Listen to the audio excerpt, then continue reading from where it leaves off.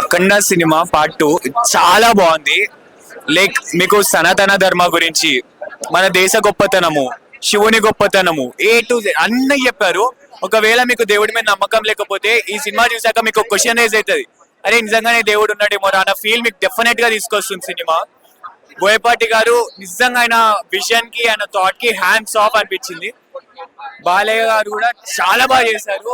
BGM కూడా అద్దరు కొట్టారు తమన్ గారు. ఆ బీజిఎం వల్ల మీరు ఇంకా జోన్ నుంచి బయటికి, ఆ జోన్ లోకి వెళ్ళిపోతారు. నాకు సినిమా మొత్తం ఓవరాల్ గూస్ బంప్స్ ఉన్నాయి.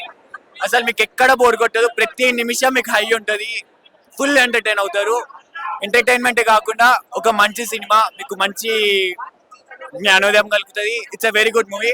2025 కి ది బెస్ట్ మూవీ పడింది. ఫైనల్ గుడ్ ఎండింగ్ అనిపించింది ఈ ఇయర్ కి. ఒక యూత్ గా మీరు హిందూ ధర్మం గురించి ఇక్కడ బాగానే మెసేజ్ ఇచ్చారు అంటున్నారు. 1000%. మీరు ఏం చెప్తారు? అంటే ఇవాళ రేపు ఏమైపోయింది అంటే అందరూ షో కోసం చూస్తున్నారు. ఆ దేవుడు భక్తి ఇవన్నీ షో అయిపోయింది. ఒకసారి సినిమా చూడండి బ్రదర్, మీకు ఆ విజన్ మారిపోతుంది. అందరూ అనుకుంటారు దేవుడు ఉన్నాడా, దేవుడు వస్తాడా అని. ఈ సినిమా ఆ అన్నిటి క్వశ్చన్స్ కి ఆన్సర్ ఇచ్చేస్తుంది.